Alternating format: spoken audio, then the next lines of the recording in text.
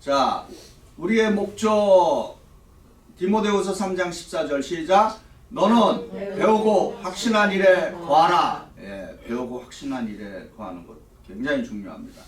아리까리하고 애매모호하니까 삶도 아리까리하고 애매모호하게 사는 거예요. 예. 첫 번째 목적 시작. 믿음의 확신, 성경을 읽고 배움으로써. 두 번째, 충성스러운 제자 되기, 말씀에 순종함으로. 셋째, 성숙한 제자 되기, 말씀을 실천함으로. 자, 하나님의 말씀이 살아있다. 자, 활력이 있다. 히브리서 4장 12절 읽어봅니다. 시작. 하나님의 말씀은 살아있고 활력이 있어 좌우의 날선 어떤 것보다 예리하여 혼과 영감이 관절과 골수를 찔러 쪼개기까지 하며 또 마음의 생각과 뜻을 판단하나니. 아멘. 그것을 어떻게 할 수 있다? 살아있고 활력이 있다는 것을 어떻게 할 수 있어요? 하나님의 말씀이 우리는 귀납법적 성경 공부를 통해서 알아간다. 예. 사실은 뭐라고요? 사실. 성경 말씀. 예. 어디에? 성경에 기록된 하나님의 말씀이 사실입니다. 그 사실을 갖고 뭐를 해요? 잘 관찰을 하는 목적이 뭐다? 의미, 해석하기 위해서 하는 거죠. 그리고 해석을 하는 것이 정말 제대로 됐다 안 됐다 알아보려면 뭐를 해야 된다야? 적용이 뭐다? 실천입니다. 실천. 어서 오세요. 환영합니다. 네. 아니에요. 멀리서 오시나 고생하셨어요. 자, 그러니까 사실, 의미, 적용, 관찰, 해석, 실천 이렇게 하는 성경 공부를 귀납법적 성경 공부이다. 근데 귀납법적 성경 공부가 이 세상에 있는 가장 유일한 성경 공부다 아니다? 아니에요. 그 중에 그 중에 한 가지, 그러나 우리에게 가장 적합한 방법 중에 하나이다. 요 귀납법을 가장 잘 쓰는 사람들이 세상에 누구라 그랬죠? 기억나나요? 의사. 예, 의사, 경찰, 형사 이런 사람들이 가장 이 귀납법을 잘 적용하고 쓰는 사람들입니다. 자, 오늘의 성경 구절 사무엘상 12장 23절 시작. 나는 너희를 위하여 기도하기를 쉬는 죄를 여호와 앞에 결단코 범하지 아니하고 선하고 의로운 길을 너희에게 가르칠 것인즉. 아멘. 자, 우리가 이 구약의 성경 역사서를 배우는데 중요한 개념이 있습니다. 그걸 세계관이라 그래요. 좀 유식하게 우리가 또 성경 공부를 하니까 조금 어려운 말이지만은 좀 유식한 말을 좀 쓰는 게 좋죠. 세계관. 세계관이 왜 중요하다? 세계관을 보면은, 그러니까 예를 들어서 이거예요. 우리 알렉스 집사님이 이름을 또 명시했네. 우리 알렉스 집사님이나 그리고 또 몇몇 분한테 제가 들었는데 우리 요 지역에 차이니스 피플들이 사시잖아요. 많이 사시는데 그 차이니스 피플들도 그 부족이 있습니다. 근데 우리 이 지역에 머저리티로 사시는 분들이 누나면 후조래요. 후조. 예? 차이니스 사람들도 이렇게 종족으로 이제 워낙 땅덩어리가 크니까. 근데 후조인데, 근데 그건 단순히 후조뿐만 아니라 우리도 마찬가지예요. 넘버원 인생의 가치관이 뭔지 아십니까? 머니. 예.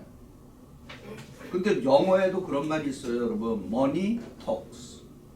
그런 말 들어보셨어요? Money talks. 네. 그 무슨 말이에요, 그게?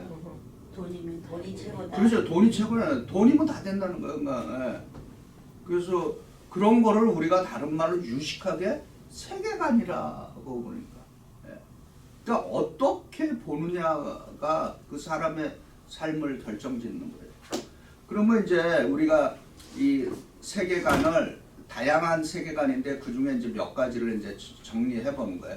세속적 사관, 세속적인 세계관으로 사는 거. 예를 들어서 인생에 어려움이 부딪혔다.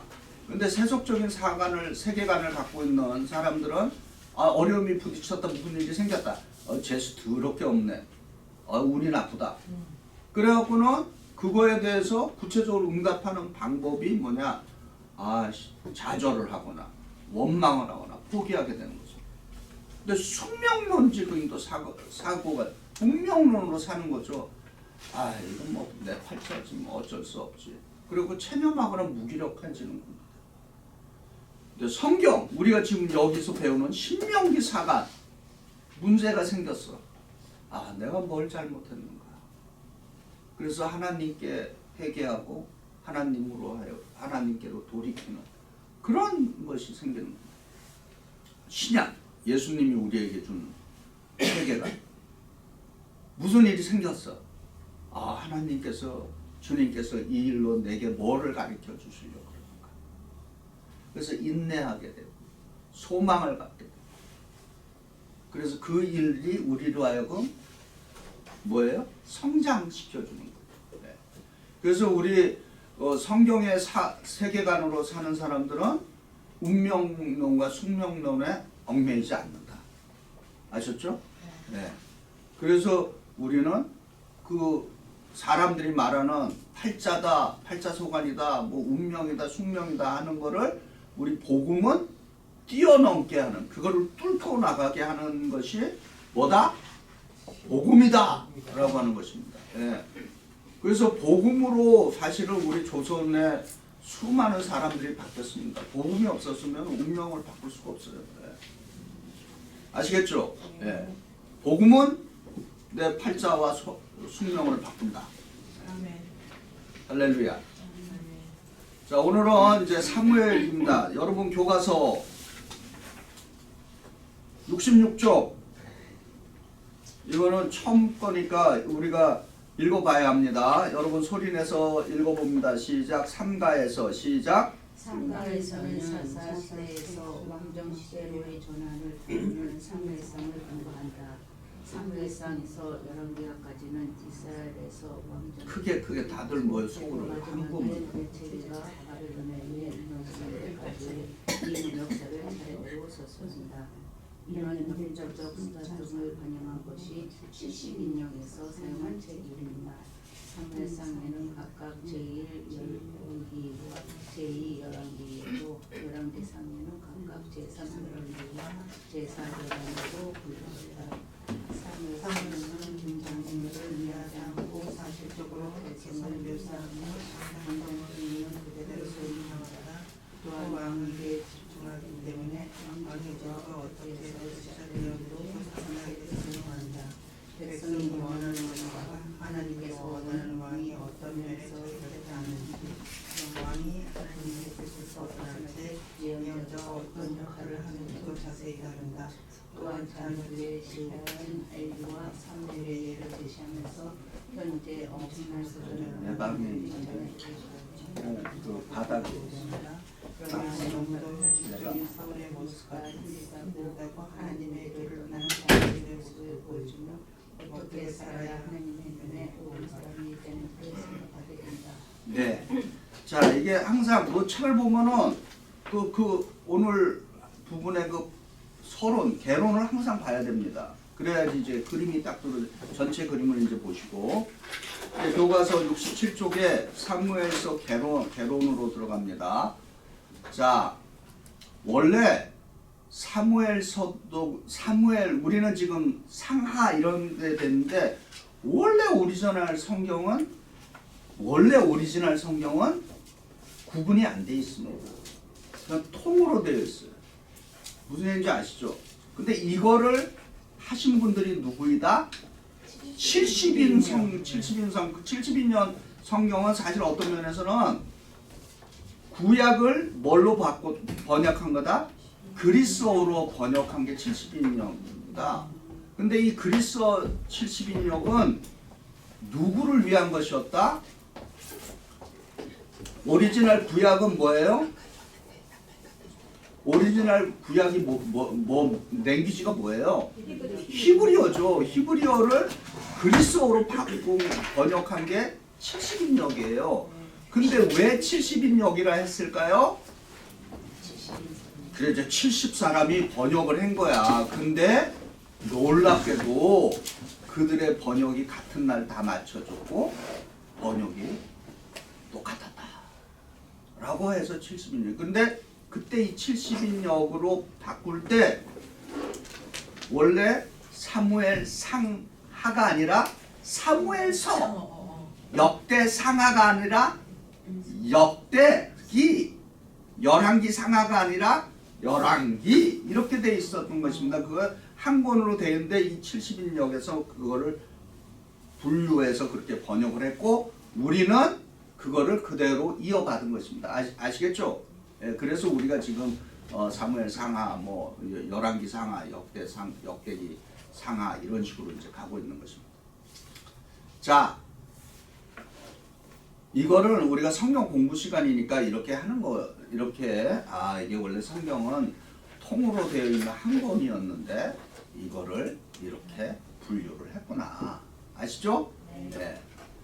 자, 세 번째 한번 보십니다. 자, 화면 보시고 세 번째 뭐로 되어 있어요? 읽어봅니다. 시작. 사울이 죽는 이야기까지가 사무엘 상이고 그 후 다윗 이야기가 사무엘 하이다. 이해되시죠? 이런 이제 구조를 이제 갖고 여러분 이제 보십니다.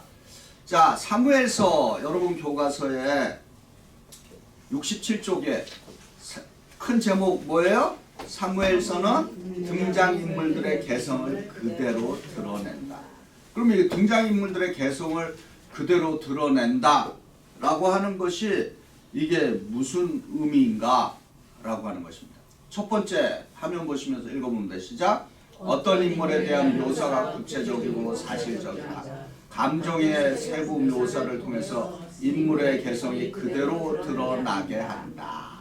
예를 들어서 이제 요나단과 다윗과 요나단의 이야기입니다. 자, 사무엘상 20장 41절 읽어봅니다. 시작. 소년이 가매 다윗이 곧 다윗 남쪽에서 일어나서 땅에 엎드려 세 번 절한 후에 서로 입 맞추고 같이 울 때 다윗이 더욱 심하더니.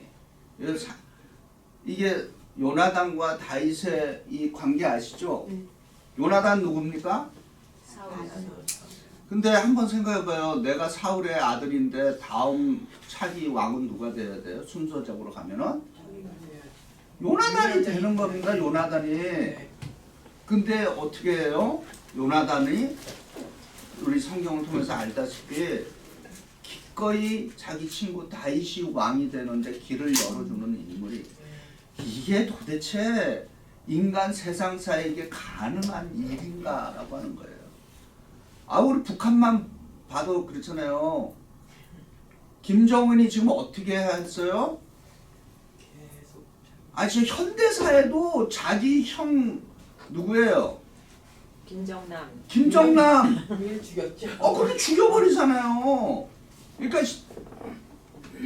왜 그랬을까? 이치는 간단하죠. 하늘의 태양이 두 개는 있을 수 없다는 거예요. 그러니까 자기 혼자만 있었는데, 그래서 권력자들이 무서운 겁니다. 예? 권력자들이 그래서 무서운 거예요. 그래서 요번에 우리 한국에서 1000만을 넘긴 영화가 있다는데 보셨어요? 본 사람? 왕과 사는 남자. 결국 뭐예요? 누구 이야기예요? 단종 이야기인데 그 핵심 단종을 제거하는 사람이 누구예요? 수양대군 세조 아니에요. 네. 그 단종과 세조는 관계가 뭐예요? 삼촌과 그렇지. 예. 그러니까 완전히 씨를 말리는 거 아닙니까? 감히 그냥 유배 보내고 그냥 놔둬도 되는데 계속 뭐가 깨림직한 거 아니에요? 제가 있는 동안에는 이게 지금 내가 제대로 왕노릇을 못하니까 없애자. 그래서 지금 성경에도 지금 그런 사건들이 드러나는 거예요. 사울은 자기 아들 요나단을 어떻게 생각하고 있어요? 자기 후계자로 생각하고 있어요. 이제 성경을 쫙 읽어보면은. 근데 요나단은 그 길을 다윗에게 열어줬다. 자, 이게 우리 세속적인 이야기로는 이게 굉장히 힘든 지금 사건이 지금 벌어진 거예요. 이해되시죠? 네. 내가 성경을 그렇게 이렇게 보면은 너무너무 재밌어요. 네. 자, 그 다음에 두 번째 뭐예요? 사실적인 묘사를 통해 등장인물의 장단점을 투명하게 드러낸다. 장점, 예를 들어 사무엘상 9장 2절 읽어봅니다. 시작. 그에게 아들이 있으니 그의 이름은 사울이요 준수한 소년이라. 이스라엘 자손 중에 그보다 더 준수한 자가 없고 키는 모든 백성보다 어깨만큼 컸더라. 이게 무슨 구절이에요? 사울이 왕이 되기 전에 그 사울의 모습입니다. 근데 단점, 사무엘상 15장 23절 시작. 이는 거역하는 것은 점치는 죄와 같고 완고한 것은 사신 우상에게 절을 하는 죄 같음이라. 왕이 여호와의 말씀을 버렸으므로 여호와께서도 왕을 버려 왕이 되지 못하게 하셨나이다. 이게 어떻게 됐어요? 이제 왕이 된 후에 이제 왕이 됐으니까 왕이 되기 전에는 굉장히 좀 초라한 모습, 겸손한 모습, 뭐 두려워하는 모습인데 왕이 되고부터는 이제 눈에 베이는 게 없게 된 거예요. 그러면서 권력을 자기 마음대로 이제 하게 되는 거예요. 그거를 지금 누가 지적을 했어요? 사무엘이 지적을 했어요. 이제 아까도 이제 나중에도 얘기했지만은 왕권을 견제하는 그 지금 우리가 하나의 정치 시스템으로 얘기할 때 왕권을 견제하는 세력으로 하나님께서 누구를 뒀다? 예언자를 둔 거예요. 네. 무슨 얘기인지 아시죠? 예. 그래서 성경에 보면 왕과 항상 그 왕에 맞는 그 예언자들이 등장합니다. 근데 그 예언자들은 왜 있다? 쉽게 얘기해서는 왕이 잘못한 거를 견제하기 위해서 예언자를 성경에서는 보낸 것입니다. 그래서 왕과 예언자가 잘 코드가 맞고 왕이 예언자의 말에 귀를 기울이면은 그 왕은 어떤 왕이 된다? 성공한 왕이 되는 것입니다. 이해되시죠? 근데 왕이 예언자의 말, 우리가 말하는 선지자의 말을 귀를 기울이지 않으면 어떤 일이 생겨요? 성경은 그 왕을 나쁜 왕으로 평가를 내리고 그리고 그 왕은 결국은 잘리게 됩니다. 그래서 그러니까 사울에게는 어떤 예언자? 사무엘이라고 하는 사람을 붙여줬어요. 그죠? 근데 이 사무엘이 이 사울이 사무엘에 대해서 어떤 때는 뭐 아버지처럼 막 이렇게 하다가 또 어떤 때는 자기의 마음에 안 들거나 그러면은 자기의 이득 쪽으로 이렇게 하고 그래서 계속 그 갈등 관계가 빚어지는 거죠. 그리고 결국은 쉽게 얘기해서 사무엘이 사울을 기름 부어서 왕으로 세워졌다가 결국은 누구에 의해서 또 제거되는 거예요? 사무엘에 의해서 제거가 되는 거예요. 물론 그게 큰 배경에는 하나님께서 그렇게 하지만은 현실의 눈에 드러나는 그 갈등 관계에서 그 갈등 관계를 해소하는 그 요소에는 사무엘과 사울의 그 관계 속에서 지금 벌어지고 있는 거예요. 그럼 뭐 다윗에겐 누가 붙어 있어요? 나단, 그 다음에 또 가, 그죠? 예. 그런 분들이 이 다윗이 잘못됐을 때, 잘했을 때, 아무튼 그 쉽게 얘기해서 정권을 견제하는 세력이 누구였다? 성경은 예언자들이에요. 예. 그 다음에 또 한번 생각해보세요. 성경 중에서 가장 악랄하게 예언자를 핍박했던 아합과 이세벨 누구예요? 예언자? 엘리야죠. 예. 그죠? 그래갖고 엘리야가 예언한 대로 어떻게 됐어요? 아합 가문은 완전히 쫄딱 망하게 됩니다. 예. 그러니까 이렇게 성경에서 이렇게 이 왕과 예언자, 예언자의 핵심 역할은 뭐다? 우리가 성서적으로 얘기해서 예언자의 핵심 역할은 하나님의 목적을 전달하는 일을 하는 거예요. 그러면 그 왕이 그 귀를 잘 들어요. 근데 왜 다윗은 위대하게 됐을까요? 예언자들이 나단도 그렇고 갓도 그렇고 예언자들이 말하면은 다윗은 완전히 팍싹 엎드려 갖고 그냥 순종을 하는 거예요. 그래서 다윗은 위대한 왕으로 성경이 기록되는 거예요. 이해되시죠? 네, 네. 그게 성경이 우리에게 영적으로 가르쳐요. 우리 시대에도 항상 그래서 교회는 어떤 역할을 해줘야 된다? 세상에서 예언자 역할을 해줘야 돼요. 성경이. 우리 교회가 이 시대에서는 무슨 얘기도 아시죠? 교회가 사람들에게 행복한 이야기, 복된 이야기, 치유 이것도 해줘야 되지만은 또 세상에서 이 시대의 교회는 예언적인 보이스를 소리를 낼 수 있어야 됩니다. 무슨 얘기인지 아시죠? 네. 쉽지 않죠. 자, 세 번째 화면 보시고 세 번째 뭐예요? 하나님께 순종해서 복받는 인생의 모범을 통해 혹은 불순종을 통한 처절한 실패의 모습을 통해 교훈을 전한다. 이게 이제 사무엘서가 전하려고 하는 것입니다.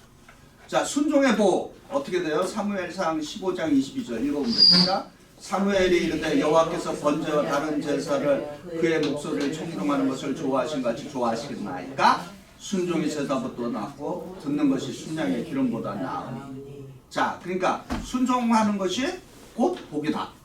네. 그 다음에 불순종의 저주입니다. 자, 사무엘상 15장 26절 시작. 사무엘이 사울에게 이르되 나는 왕과 함께 돌아가지 아니하리니 이는 왕이 여호와의 말씀을 버렸으므로 여호와께서 왕을 버려 이스라엘 왕이 되지 못하게 하셨음이니이다 하고. 네. 그 다음부터는 이제 사무엘은 어디로 가요? 자기 집으로 돌아가죠. 고향으로. 네. 근데 이제 나중에는 사울이 너무너무 급하니까 무슨 일까지 해요? 돌아가신 사무엘을 불러내죠. 그죠? 네.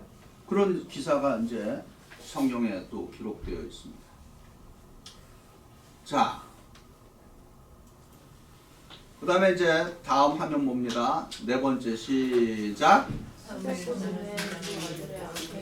엘리 가문에 어떻게 멸망시키는지 보여주며 동시에 한나가 어떻게 사무엘을 나실린으로 들여서 이스라엘을 위대한 지도자가 되게 했는지 보여준다.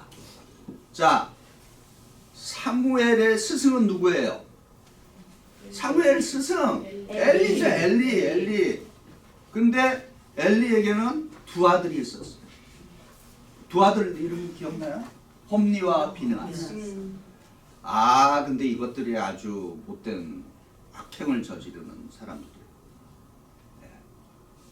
자, 엘리 두 아들의 악행. 사무엘상 2장 12절 17절 같이 화면 보면서 읽어본다. 시작. 엘리의 아들들은 행실이 나쁜 자라 여호와를 알지 못하더라. 이 소년들의 죄가 여호와 앞에 심히 크면 그들이 여호와의 제사를 멸시함이었더라. 자,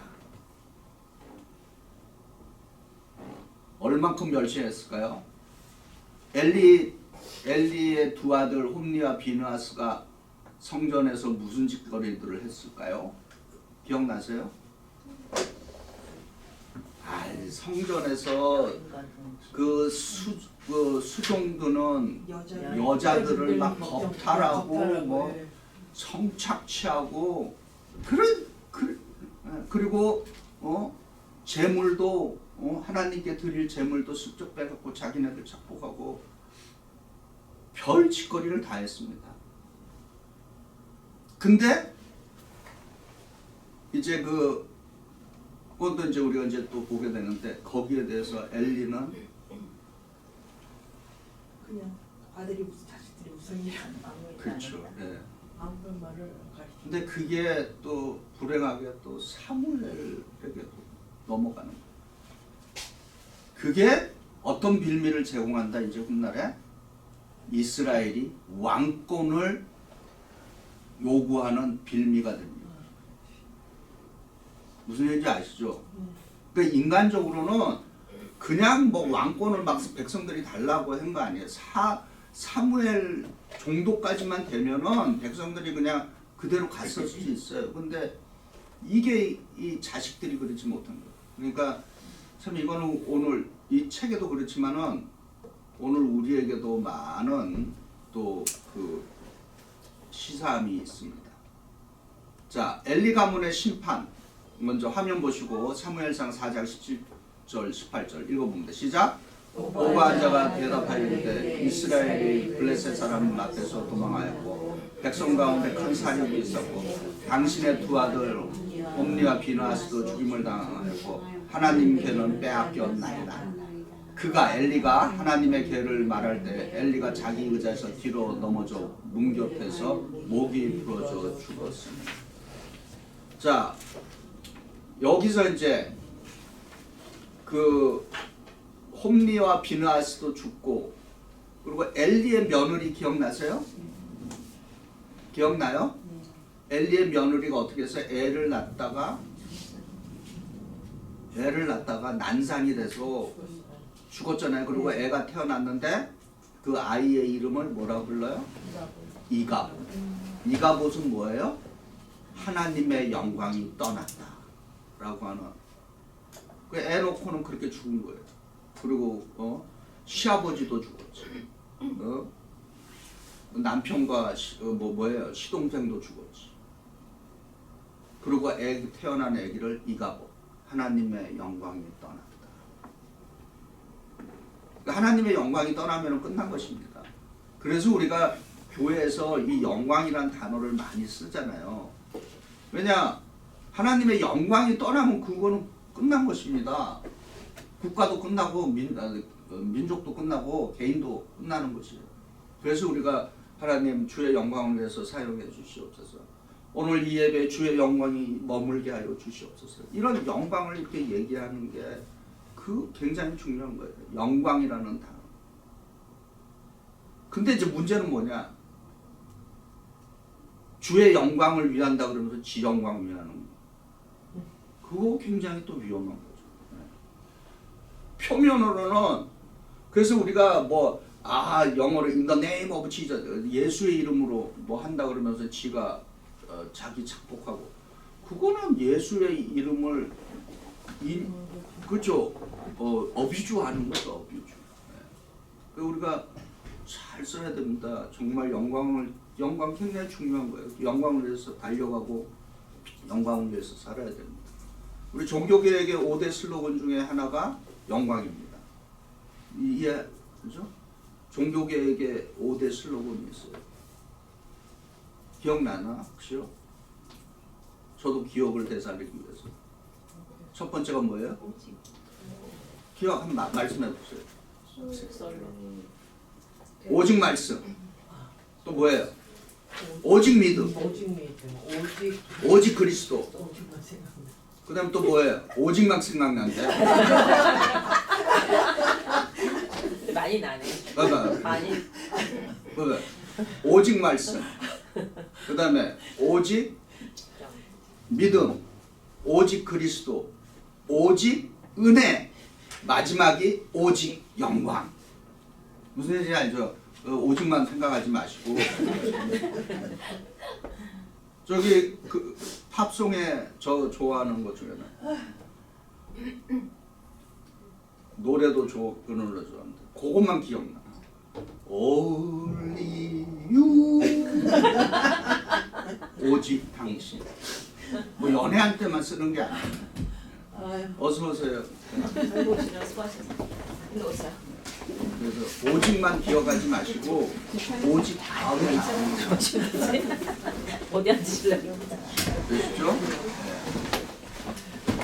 그래서 그러면 이가봇의 뜻은 하나님의 영광이 떠난 거야. 그러면 하나님의 영광이 있는 거를 뭐라 그래요? 가봇이라고 해요. 가봇. 예. 이 가봇은 하나님의 영광이 떠났다. 그럼 가봇은 하나님의 영광이라는 뜻입니다. 자, 세 번째, 여기 다섯 번째 시작. 하면 보시겠어요? 사무엘도 나중에 자녀 교육을 잘못해서 백성들의 손가락질을 받는다는 내용도 소개하고. 자, 읽어봅니다. 사무엘상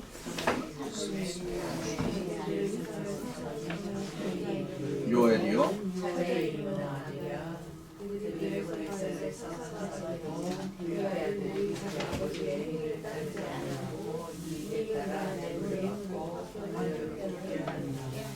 예.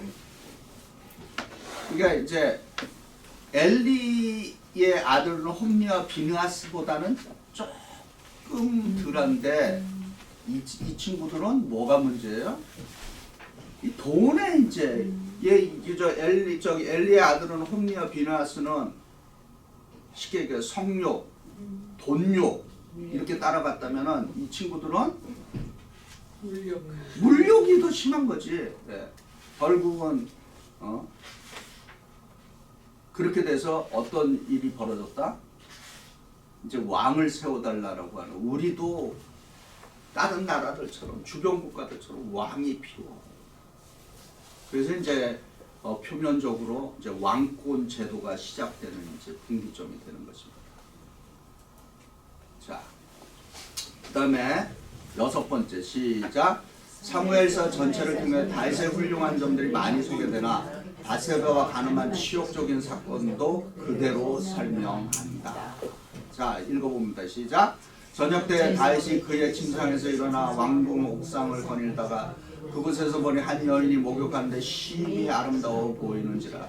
여인이 임신하여 사람을 보내 다윗에게 알려 이르되 내가 임신하였나이다 하니라. 자, 이게 지금 다윗은 원래 직업이 뭐예요? 목동 이후의 직업은 뭐예요? 군인이에요. 예. 그러면 군인은 뭐예요? 이 사람 항상 전쟁터에서 잔뼈가 굵은 사람이에요. 이제 근데 왕이 됐으니까 이제 자기는 전쟁터에 안 나가고 왕궁에서 이제 빈둥 놀다가 저녁에 그 쉽게 얘기하면 펜트하우스에서 딱 내려다 보니까 어떤 참 아리따운 여자가 목욕하는 게 딱 눈에 들어왔네.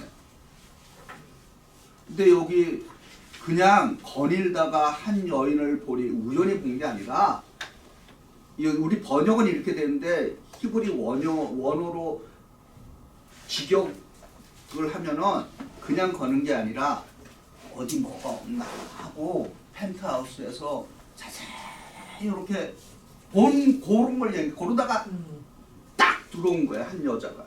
근데 그 여자의 이름이 또 영어로 뭐예요? 한국말로 뭐예요? 밧세바 아니에요? 근데 밧세바를 영어로 어떻게 발음하는 줄 아세요? 베스 바. 봐봐. 베스 목욕하는 그녀를 이름도 또 그렇게 돼. 그 발음이 그게 베스슈바 이렇게 된다. 근데 우리가 분석을 하면은 농담인데 아무튼 왜 목욕을 하는 여인을 목욕하는 여자를 보라. 그래서 봤어. 그래서 이제 사단이 터진 거죠. 네. 그런데 어떻게 됐어요? 그 다음 사건들을 기억하죠. 이제 이 여자가, 근데 그 목욕하는 이 여인 베스슈바는 사실 어떤 면에서 잘못이 없어요. 왜냐? 그 당시에 왕의 권력은 거역을 할 수 없는 거죠. 예. 그 성경은 그렇게까지 얘기하는데 우리가 이제 이 당시에 왕의 권력, 그 파워라고 하는 것은 어디 감히 저는 결혼한 여자입니다. 뭐 그렇게 할 수도 있었을 것 같은데 그걸 할 수가 없는 그러한, 그러니까 영어로 얘기하면은 권력을 남용을 한 거죠. 그리고 이제 임신한 걸 알게 되니까 어떻게 됐어요? 성경은 이게 큰일 났거든. 그러니까 전쟁터에 있는 누구예요? 우리아를 불러들이죠. 그래서 너 수고하니까 이제 가서 부인과 좋은 시간들 보내라. 근데 이 우리아는 또 어떤 사람이에요? 충직한 군인이니까 아니 지금 내 동료들은 지금 전쟁터에서 지금 쇠가 빠지게 전쟁을 하는데 내가 어디 감히 내 부인과 뒹굴뒹굴 하겠냐. 그래서 어디에서 부인 집에 가서 앉아. 이 사람이 성경에 보면 한 대고 잡니다. 그래서 이렇게 저렇게 해도 이게 지금 먹혀 들어가지 않아요. 이게 다윗의 지금 생각이 먹혀 들어요. 계획이. 그래서 어떻게 해요? 어떻게 해요? 전쟁터 맨 앞에 뭐예요? 어명 그 서신을 그것도 어디에 누구에게? 우리아의 손에 딱 들려서 이 서신을 갖다. 저 같으면 이게 이제 또 이렇게 뭐라고 썼는지 좀 읽어 좀 뜯어봐서 그 당시엔 그거 뜯어볼 수가 없지. 뭐 왕의 봉인이 지켰으니까 이제 갖다 줬더니 딱 열어봤더니 뭐라고 써 있어요? 최정방을 그냥 최정방으로 보내는 게 아니라 디테일하게 보냈잖아요. 어떻게? 최전방으로 보내고 걔를 제일 앞에 서서 걔가 제일 먼저 공격하게 하고 너희들은 빠져라. 아주 요렇게까지. 그러니까 이제 죽은 거죠. 그래갖고 이제 그 사건이 누구의 귀에 들어갔어요? 선지자? 나단. 그 나단이 뭐라 그랬어요? 양 한 마리 그러니까 새끼 양 비유를 들었잖아요. 성경을 좀 읽으면 재밌게 읽어보세요. 그러면은 아주 스토리가 아주 드라마틱하게 기록돼 있잖아요. 그래서 그 내용이 뭐예요? 이게 쉽게 얘기하면은 어떤 사람이 부자인데 양을 많이 갖고 있는데 자기 양을 잡지 않고 한 마리 갖고 있는 정말 애지중지하는 그 한 마리를 갖고서 기르는 그 사람 양을 뺏어서 잡았다. 그럼 당신 같으면 어떻게 하겠어요? 그랬더니 다윗이 분노해갖고 이런 그런 못된 놈이냐 당장 쳐 죽일 놈 이제 이렇게 한 거야. 그랬더니 나단이 그 사람이 바로 당신이요. 이제 이렇게 딱 된 거예요. 그래서 이제 그 다윗의 그 죄를 이제 그런 식으로 이제 고발을 한 거죠. 자, 늦게 오셔서 아까 못 들었는데 항상 왕에는 왕 곁에 누가 예수님이 왕 곁에 하나님이 왕을 견제할 수 있는 사람으로 누굴 세워놨다? 예언자들을 항상 왕과 예언자는 항상 같이 갑니다. 그래서 왕의 말을 예언자 말을 기울이고 잘 듣는 왕은 좋은 왕으로 성경이 기록되고 예언자의 말에 대해서 비토를 내고 핍박한 왕들은 어떻게 해요? 나쁜 왕으로 성경에. 이 예언자는 견제 세력이에요. 근데 다행히 이제 잘 들었죠. 근데 뭐라 그랬어요? 대가는 치렀지만은 어떻게 됐어요? 너희 집에 칼이 떠나지 않겠다고 그랬죠. 그래서 이제 계속해서 다윗의 집에 너는 숨어서 이짓거리 했지만은 나는 이 일을 벌건 대낮에 백주의 일을 하겠다. 그래서 그런 일이 어떻게 생겼어요? 압살롬이 어떻게 했어요? 반역도 했지만은 다윗의 후처들을 꼼꼼한 밤 숨어서 한 게 아니라 벌건 대낮에 이제 그런 천인 공노할 일이 이제 집안에서 터지는 거죠. 그 아버지의 부인은 뭐야? 자기 엄마지 실제로 법적으로 따지면. 첩이라 하더라도. 그리고 또 뭐예요? 집안에 누이 동생, 여동생, 다말이, 그죠? 그런 몹쓸 일을 당하는 암논에 의해서. 그리고 집안에 피비린내 사건이 계속 터지는 겁니다. 다윗의 일생 중에서. 그래서 이 성경은 참 위대한 점이 우리는 어떤 인물에서 이렇게 할 때 보면은 주로 이렇게 한 사람을 너무 신격화시키다시피 하잖아요. 근데 성경은 그 한 인물에 대해서 평가할 때 그의 그림, 그의 빛과 그의 그림자를 가감 없이 가리키고 있다. 그게 참 위대한 점입니다. 예.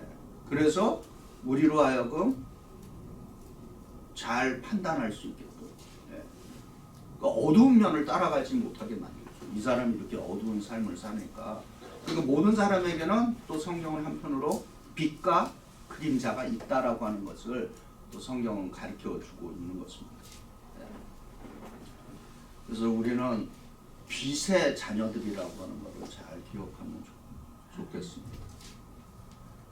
그리고 왕 옆에 예언자가 있듯이 오늘의 교회는 그 역할을 감당해야 된다라고 하는 것입니다. 자, 이제 사무엘서 세 번째 이제 큰 주제는 사무엘서 주요 관심사가 이제 왕권으로 이제 옮겨가는 것입니다. 자, 화면 보시면서 제일 위에 같이 읽어봅니다. 시작. 사무엘서는 지방 분권형의 사사시대에서 중앙 집권형의 왕정시대를 연결하는 책이다.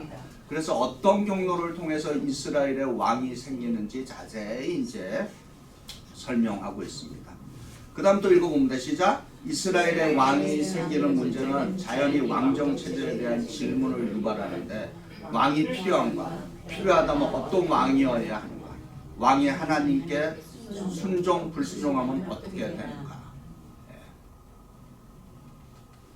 자, 그러면 왕 제도의 세 가지 특징이 있습니다. 왕은 왕위를 어떻게 한다? 세습한다. 예. 그런데 사울은 실패했어요. 어떤 면에서. 그죠? 요나단으로 가야 되는데 요나단으로 안 가고 어떻게 됐어요? 다윗에게로 완전히 다른 가문으로 왕권이 넘어갔습니다. 근데 두 번째 왕은 뭐를 가져요? 상설 군대를 갖는 거예요. 예. 이 상설 군대를 갖는다는 건 뭐냐? 사사시대는 사사가 전쟁 갈등이 있을 때만 일단 군대를 조직해서 싸우고 그리고 평화가 오면 그냥 해체했어요. 근데 이제 왕권이 들어서면서 왕제도가 들어서면서 이제는 정규군이 생긴 것입니다. 이제는 정규군. 예. 그 다음에 뭐야? 왕은 백성에게 세금을 부역하게 되었다라고 하는 것입니다. 자, 그 다음에 이제 이게 이제 중요한 성경이 기대하는 왕. 여러분이 교과서 이거 보죠. 몇 쪽이에요? 70쪽. 70쪽에 사무엘상 교과서 사무엘상 12장 13절부터 15절. 자, 같이 읽어봅니다. 시작. 이제 너희가 구한 왕, 너희가 택한 왕을 보라.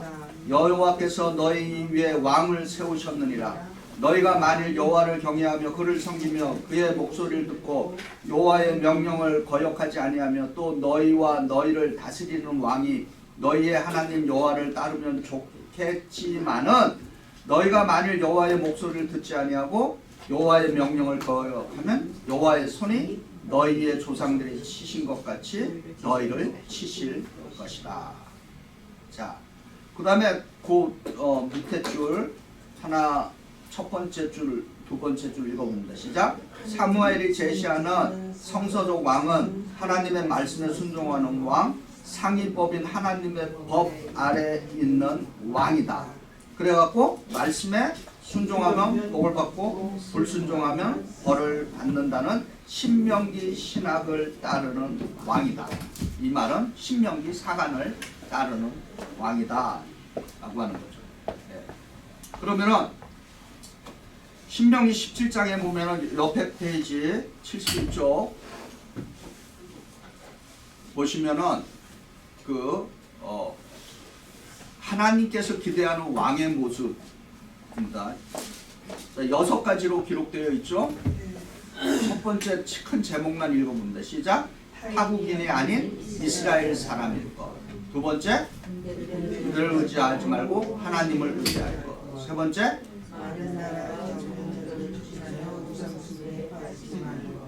자, 근데 이거 망가뜨린 유명한 사람이 누구예요? 솔로몬이죠. 네. 그 다음에 네 번째, 그 다음에 다섯 번째, 여섯 번째.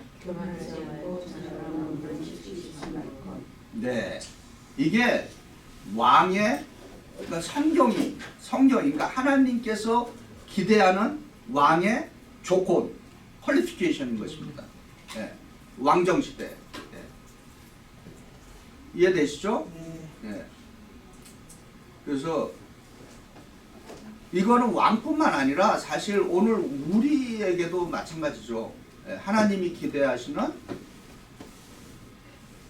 사람, 하나님이 기대하는 종, 그죠? 이거를 보면은 잘 알 수 있습니다. 제가 한번 말씀드렸죠. 제가 신학교 때 제일 먼저 들었던 그 목회학 시간에 교수님이 목사는 평생 세 가지를 주의하라 그랬는데 뭐 기억나세요? 제가 말씀드렸는데. 아니, 주의하는 거. 여자 돈 그렇지, 예, 맞아요. 여자를 주의하라. 돈을 주의하라. 명예를 주의하라. 저 신학교 들어가서 제일 충격받은 얘기가 이 얘기입니다. 여자와 관련해서 전도사님이 이제 졸업을 하고 이제 그 새벽 시골 교회로 이제 간 거, 개척을. 근데 그 시골 동네에 한 여인이 있었어요. 처녀가. 근데 시골에 뭐 처녀니까 이제 이분이 새벽 기도도 오고 그래서 뭐 교인도 없는데 뭐 그분 혼자 새벽 기도 오고 그러니까 너무 이 전도사님이 좋아갖고 그래서 둘이서 새벽 기도 열심히 했어요. 근데 갑자기 이 여인이 그 전도사님한테 그러는 거예요. 전도사님, 제가 기도를 했는데 하나님께서 저보고 전도사님이랑 결혼하래요. 그래갖고 이 전도사님은 전혀 그런 생각은 안 했어요. 교인이니까 와서. 그래서 하나님께서는 저에게는 그런 말씀을 안 하죠.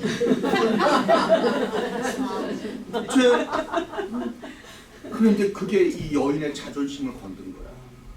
소문 많이 듣네죠. 그래갖고 이제 이 여자분이 새벽기도 왔다가 나가면서 동네로 막 소리 듣는 거야. 동네 사람들이요, 이 전도사가 나를 폭탄하려고 합니다. 꼭 저거 같네요. 그래갖고 동네 사람들이 나와서 이 전도사를 두들겨 팼는데 죽었어. 어머. 진짜로요? 진짜요. 어머 저럴 수가. 그래서 나는 이제 그게 신학교 들어간 지 얼마 안 됐는데 그 얘기를 이렇게 듣는데 너무 충격이 되잖아요. 그런데 이 여자가 이제 10년 지나서 기도원에서 이제 기도원 집회를 간 거예요. 근데 이 여자도 설마 죽으라고 했어요.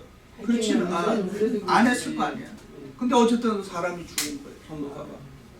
그냥 개척교회로 왔다가 그렇게 비참하게 무참하게 그냥. 그래갖고 수십 년이 지나갖고 이분이 이제 기도원에 가서 막 기도를 하는데 갑자기 회개 영이 이 여자한테 빵 떨어진 거예요. 그래서 막 울면서 나하고 간증을 한 거예요. 그래서 밝혀졌어요. 그 얘기를 우리 교수님이 돌아가셨죠. 이제.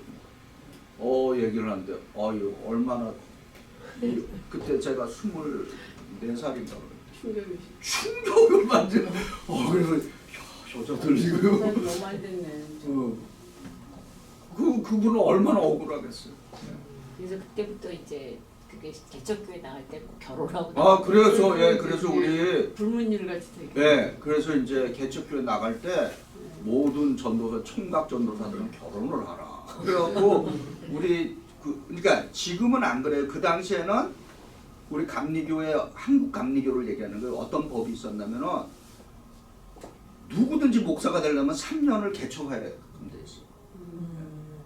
그러니까 이제 총각 전도사로서 나가서 이런 이상한 불행한 일이 터지니까 이제 결혼해 갖고 나가. 그래갖고 우리 전도사님들 그 당시 개척했던 전도사님들 가운데 아주 새파란 나이에 결혼해갖고 둘이 어린애들이 아이고, 총각 그러니까 아주 신출내기 뭐 20대 초반 이런 그렇게 결혼했구나.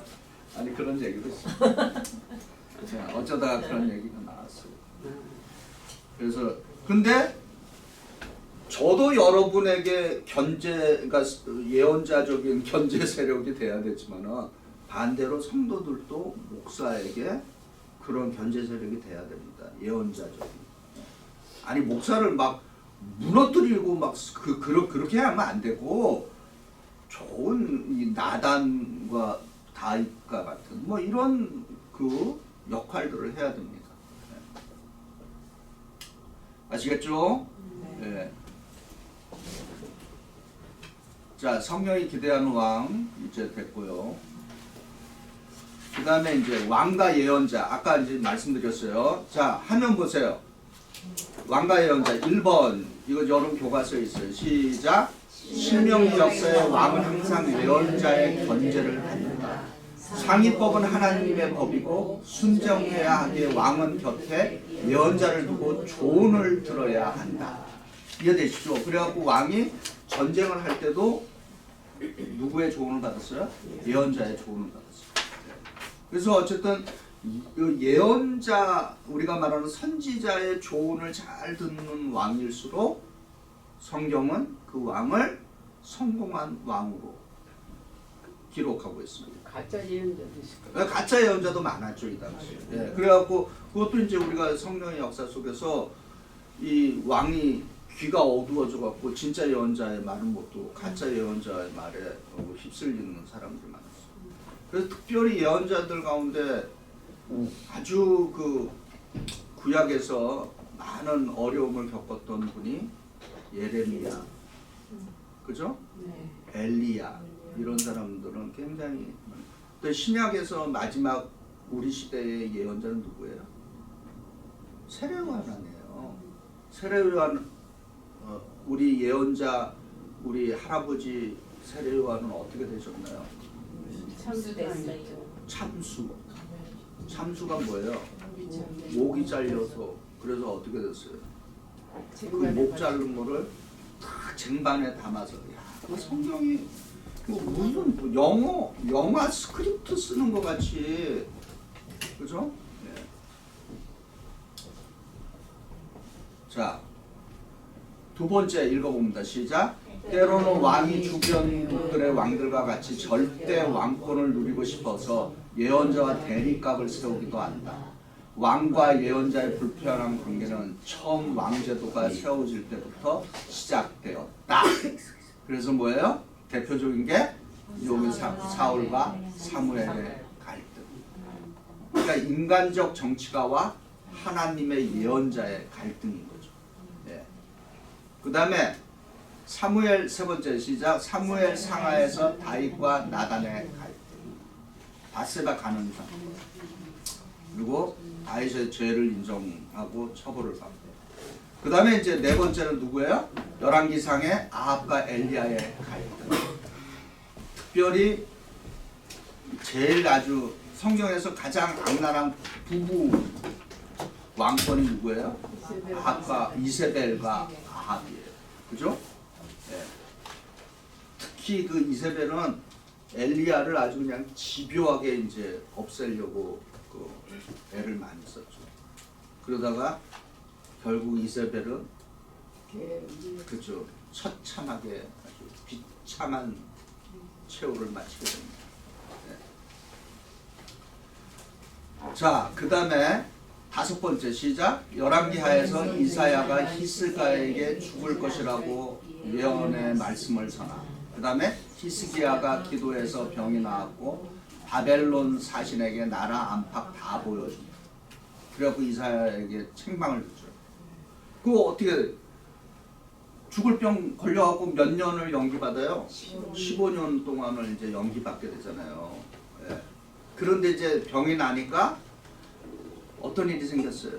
우리가 생각하면 그냥 평범하게 생각할 수 있어요. 아니 뭐 사신들이 왔으니까 아 내가 이렇게 삽니다. 그러면서 이것도 보여주고 저것도 보여주고 할 수 있잖아요. 근데 그렇게 해서는 안 됐던 거죠. 그럼 지금 성경은 뭐를 이야기하려고 하는 거예요? 우리한테. 히스기야를 통해서. 그렇지. 예. 그거는 자기가 어떤 인물이라고 하는 것을 과시하려고 했던 거예요. 사실은 엄격히 따지면. 예. 다른 얘기지만요. 아무리 친해도 해서는 안 되는 말들이 있습니다. 예. 그러니까 그런 거는 잘 분별해서 좀 하시고요. 이제 우리가 속회도 하고 그러는데 물론 속회 안에서 일어나는 일들은 절대로 밖에 나가서 하면 안 돼요. 왜냐면 거기서 끝나야 되는데 우리가 사실 그런 거 하기 쉽지는 않아요. 예. 그리고 어저께 제가 처음 들었는데 우리 김정민 목사님 이스라엘 선교사 하시면서 이스라엘 문화 중에 하나가 뒷담화 문화가 있다. 둘이 얘기하면 둘이 막 흉본데. 그래서 또 그 사람 들어보면은 또 하나 흉본데. 네. 그게 만연하대. 그게 참나 그거 되게 재밌는 뒷담화 문화. 그리고 뒷담화 치면 안 됩니다. 이게 뭐 당연히 취하게 막 얘기하지. 앞담화 쳐야 돼. 앞에 대놓게 대놓고 앞담화하니까 괜찮아. 대놓고 하니까. 공감해요. 뒷담화보다 낫잖아요, 앞담화가. 네. 그래서 아무튼 그 사신에게 그 히스기야가 결국은 자기 과시지 그 교만입니다. 예. 그걸로 인해서 결국은 이제 뭐예요? 자기 나라 정보를 다 까발린 거지. 쉽게 얘기하면은 그렇잖아요.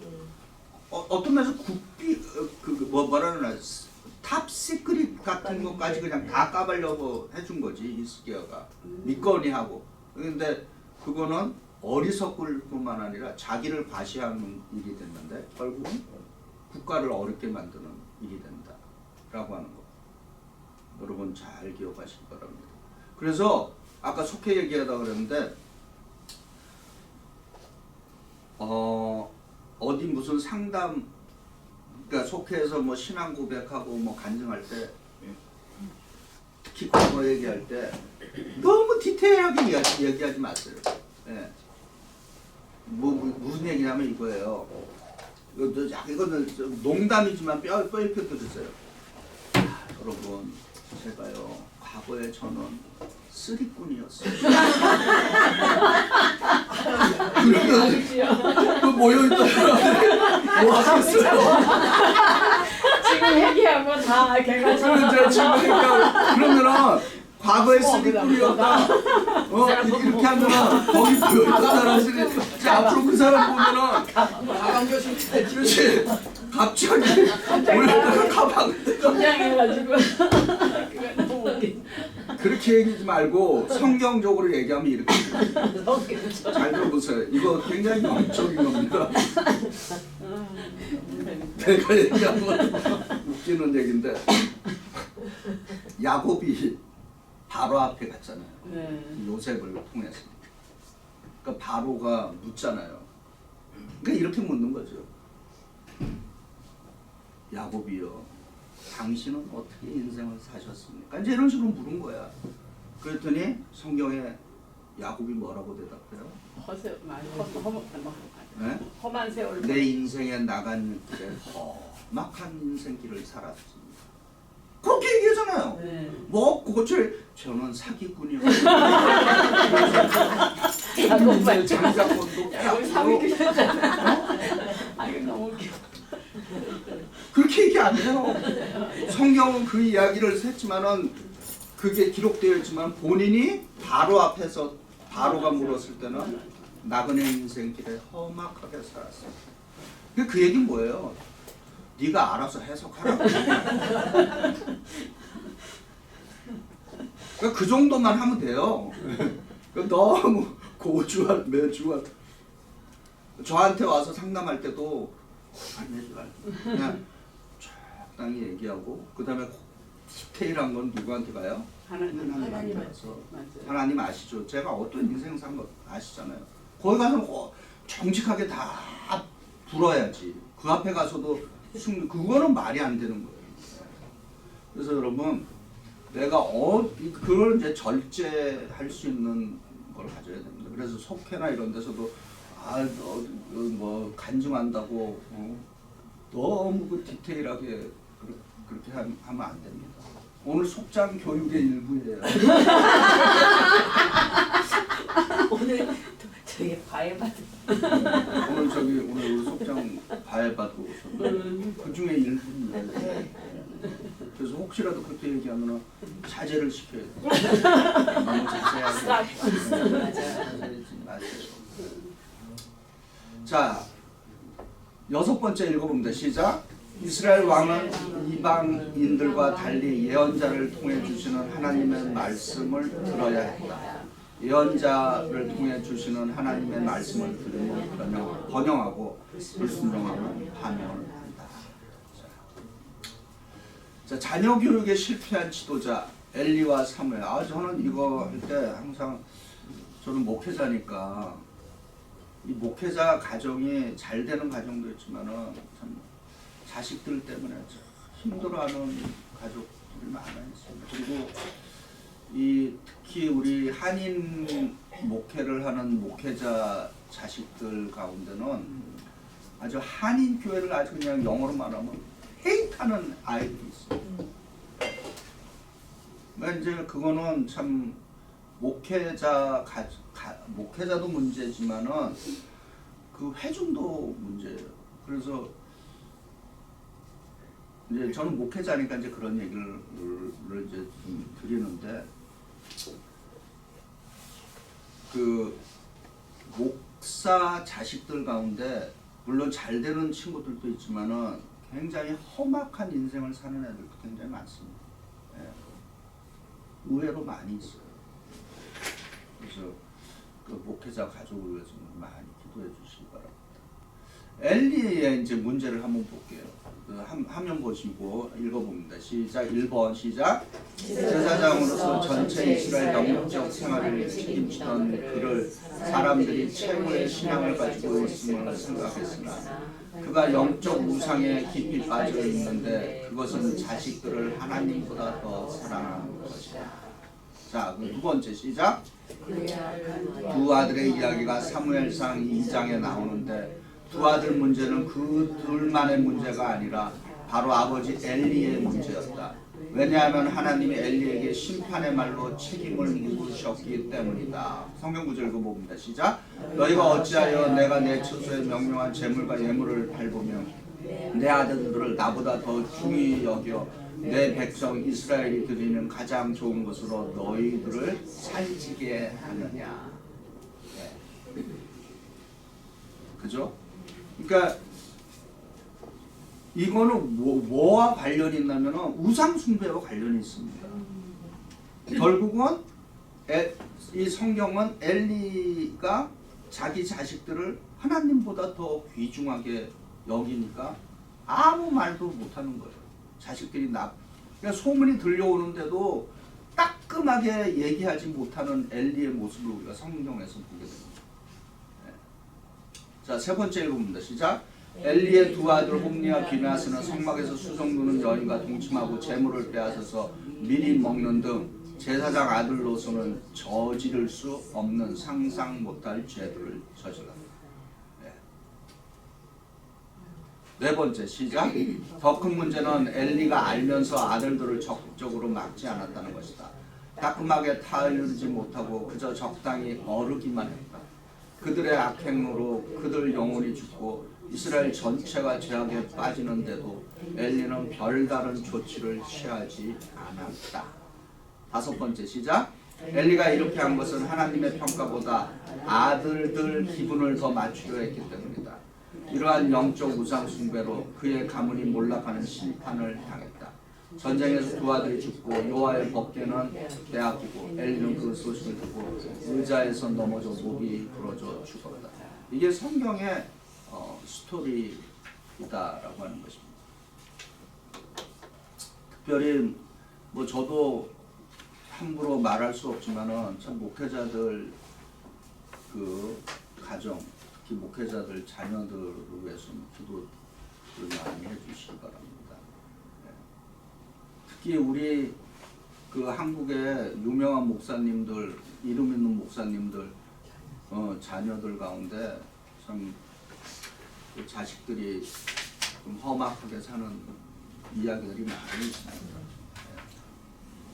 자, 그 다음에 이제 사무엘 이야기입니다. 자, 화면 보시고 사무엘 시작. 1번 시작. 사무엘은 엘리 가문이 왜 몰락했는지 똑똑히 목격함을 잘했다. 엘리의 두 아들들이 죽지 않았다면 그들을 잊지 못했을 것이다. 그죠? 예. 사무엘은 원래는 엘리 가문 쪽으로 그죠? 계속 그 대물림이 돼야 되는데 그게 엘리의 두 아들이 죽는 바람에 이제 사무엘이 누구를 이었어요? 엘리를 이제 뒤잇게 되었죠. 자, 근데 두 번째 읽어봅니다. 시작. 사무엘은 엘리의 두 아들과 완전히 대조되는 인물이다. 그는 어머니 한나가 기도로 낳은 아들이고 하나님께 드려진 나시집이었다. 한나가 아들을 성소에 놓고 갈 때 마음이 많이 아팠겠지만은 하나님께 기도드리고 서원한 아들에게 아낌없이 바쳤다.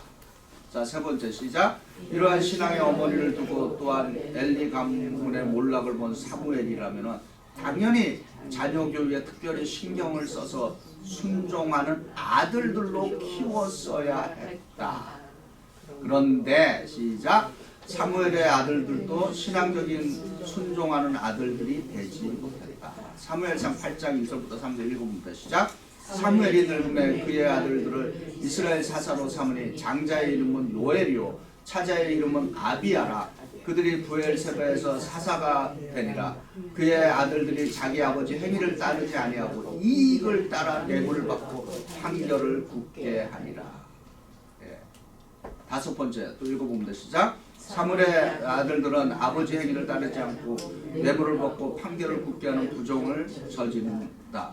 이것이 백성들이 사무엘에게 왕을 세워달라고 요청한 이유 중에 하나였다.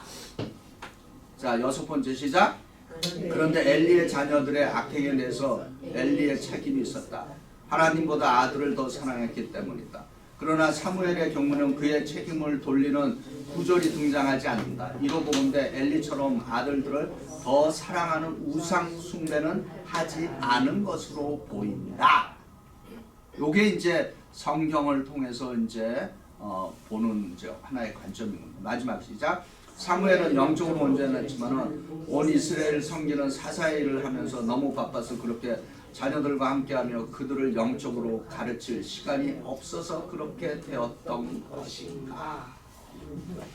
이건 사실 오늘날에도 우리 목회자들 그 가정에 특히 우리 1세대 목사님들은 진짜 그렇게 했어요. 네. 근데 여러분 이제 앞으로 훗날에 이제 저도 은퇴하고 이제 제 후임자로 오실 분들은 젊은 목회자들이 올 거란 말이에요. 여러분 목사는 떠나지만은 교인들은 교회에서 계속 신앙생활을 할 겁니다. 그런데 여러분 꼭 아셔야 될 게 있습니다. 요즘 우리 젊은 목사랑 저희 세대 목사랑 코드가 확실하게 다른 게 순서가 확실하게 다른 게 있습니다. 저만 하더라도 교회와 관련해서 넘버원이 뭔지 아세요? 교회입니다. 교회, 가정 이렇게 순서가 이렇게 돼 있어요. 우리 저만 하더라도. 근데 우리 영 제너레이션 목사들은 순서가 거꾸로입니다. 가족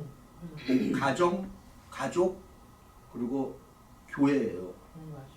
그래서 서로 막 논쟁하고 그러는데 그거는 논쟁거리가 안 됩니다. 그분들은 나름대로 논리가 분명합니다. 또 영적인 그것도 분명하고. 가정이 살아야 교회가 사는 거지. 목사님 무슨 교회가 살아야 가정. 이거 말로 될 일이 아니에요. 그래서 제 다음으로 올 젊은 목사들에게 우리 목사님은 뭐 이렇게 했는데 왜 당신은 그렇게 가족들을 막 넘겨채. 그거는 뭐라 그러죠? 영어로?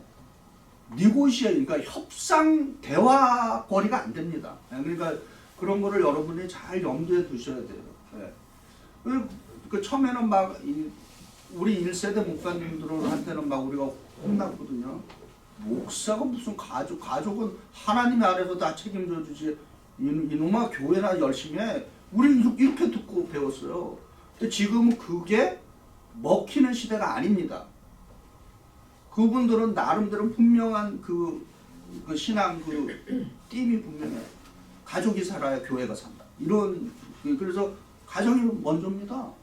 우리가 보면 저렇게 교회가 어떻게 되나 이런 걱정을 하는데 그건 우리 시대 나 같은 사람이 할 걱정이고 그 시대는 또 하나님께서 그들에게 맞는 또 시대를 열어갈 거라고 믿고 있습니다.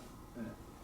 그래서 여러분 그걸 기억하시라 라고 하는 것을 말씀드립니다. 그래서 혹시 그런 분이 근데 대부분 그러니까 그렇게 오더라도 실망하시지 말라요. 그리고 왜 목사님이 뭐 가족을 뭐 그렇게 막 그거 하냐. 하나님께서 알아서 해주시는데. 근데 그 사람들한테는 통하지 않아요. 그래서 한인교회가 그런 거에 대한 생각이 좀 바뀌어야 됩니다. 그래서 우리 뉴욕연에 한인 목사님들이 70명이 넘어요. 근데 다 지금 어디 가는지 대부분이 다 어디가 있을까요? 한해가 있어요. 영어권 목회로 가 있어요. 저 산소개들을 영어권 목회로 가 있어요. 그래서 왜 한인교회 안 오냐? 그러면 저한테 그래. 한인교회 무슨 베니피스 있어요, 목사님? 그렇게 물어봐요. 그러니까 똑같은 고생을 하고 왜 내가 좀 이런 말은 지금 똑같은 고생을 하고도 뭐라 그러나 영어로 트리트먼이라고 그러죠. 대우나 대접을 달리 받는다는 거야. 그래서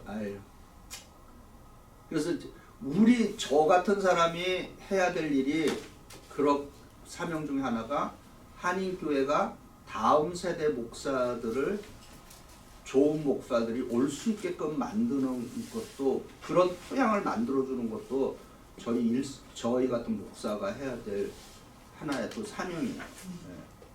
좋은 목사도 굉장히 많이 있어요. 근데 어떤 뭐가 조건들이 안 맞아서 안 온다 그러면 그것도 불행한 거 아닙니까?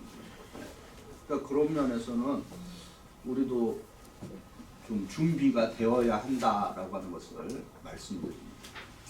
자, 지도자의 딜레마예요. 여러분 교과서 75쪽에 있습니다. 자, 1번 읽어봅니다. 시작.